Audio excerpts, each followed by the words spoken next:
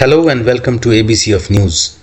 I am bringing you breaking news that is sending shockwaves through global energy markets and could fundamentally reshape the Ukraine conflict. In a dramatic policy shift, President Donald Trump has just imposed what he is calling tremendous sanctions on Russia's two largest oil companies. This is the first major punitive action against Moscow since Trump took office, making a significant escalation in pressure on Vladimir Putin. In a White House meeting with NATO Secretary General Mark Rutte on October 22nd, President Trump announced sweeping sanctions against Russian oil giants Rosneft and Lukoil, along with dozens of their subsidiaries. These are not just any companies. Together, these energy behemoths export over 3 million barrels of oil daily and represent the economic backbone of Russia's war machine in Ukraine. Today is a very big day in terms of what we are doing. These are tremendous sanctions. These are very big, Trump declared from the Oval Office. They are against their two big oil companies, and we hope that they won't be on for long. We hope that the war will be settled. Yeah, it's a good question. Today is a very big day in terms of what we're doing. Look, these are tremendous sanctions. These are very big. Those are against their two big oil companies, and we hope that they won't be on for long. We hope that the war will be settled. Push Putin to the Well, I don't know that they will. I think that they'll certainly have an impact. They're massive sanctions. It's sanctions on oil. The two biggest oil companies, among the biggest in the world, but they're Russian. They do a lot of oil. And hopefully it'll push, hopefully he'll become reasonable, and hopefully Zelensky will be reasonable too. You know, it takes two to tango, as they say. Treasury Secretary Scott Bessent was even more direct in his statement, saying, "Now is the time to stop the killing and for an immediate ceasefire." Given President Putin's refusal to end this senseless war, Treasury is sanctioning Russia's two largest oil companies that fund the Kremlin's war machine. The timing of these sanctions is crucial. They come just after a day after Trump abruptly cancelled a planned summit with Putin that was expected to take place in Hungary. When asked why he was taking action now after months of threats and delays, Trump said simply, "I just felt it was time. We have waited a long time."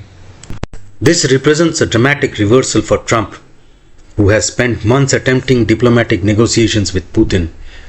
As recently last week, the president was still planning a face-to-face meeting with Putin. But this optimism has clearly evaporated. Trump told reporters the meeting didn't feel right and that he didn't feel they were going to get to the place we have to get.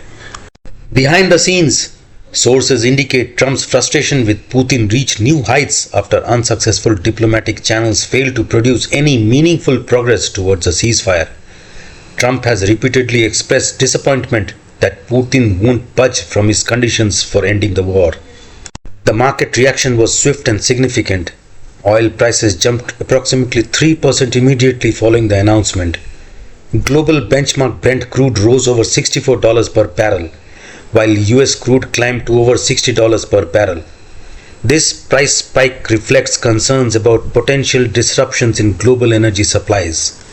Under these sanctions, all property and interests of the designated companies in the United States will be frozen, and US persons or entities will be prohibited from doing any business with them.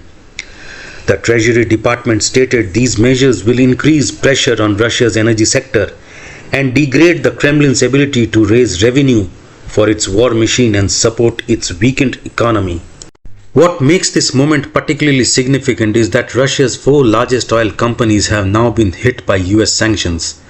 The Biden administration had previously sanctioned Gazprom Neft and Neft gas in January, but held off on Rosneft and Lukoil over concerns about global energy prices. Trump has now crossed that threshold. The European Union and United Kingdom have also joined this coordinated effort.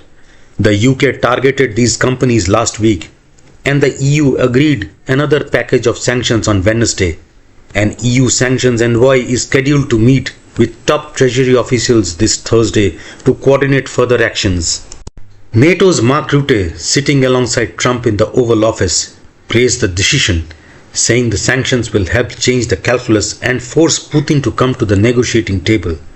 Ukraine's ambassador to the US called the sanctions long overdue, noting they came after numerous attempts to give Russia the opportunity to begin genuine negotiations.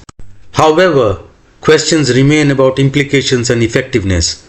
The real impact will depend on whether the administration pursues secondary sanctions against countries and companies that continue doing business with these Russian oil firms. India, one of the largest purchasers of Russian crude, has been specifically targeted by Trump's pressure campaign to stop buying Russian oil. Trump has also made clear he is prepared to go further if necessary. Treasury Secretary Besant stated the department is prepared to take further action to support Trump's effort to end the war. Meanwhile, bipartisan pressure continues in Congress, with Senator Lindsey Graham leading a bill to impose even steeper sanctions on Russia. What's clear is that Trump's patience with Putin has run out. After months of attempting to be the deal maker who brings peace to Ukraine, the president has now chosen the path of economic warfare. The question now is whether these tremendous sanctions will be enough to bring Russia to the table, or if this conflict is entering a new, more confrontational phase. As the global energy is redrawn in real time, what do you think will be the biggest consequence of these tremendous sanctions? Will they force a peace deal, or will they simply lead a new wave of global inflation? Let us know your thoughts in the comments below. And don't forget, this story is moving fast. Please take a moment to subscribe to ABC of News on YouTube, follow us on Facebook and Instagram, and hit the notification bell. We'll keep tracking this story and bring you updates as they break. Till then, stay safe and goodbye.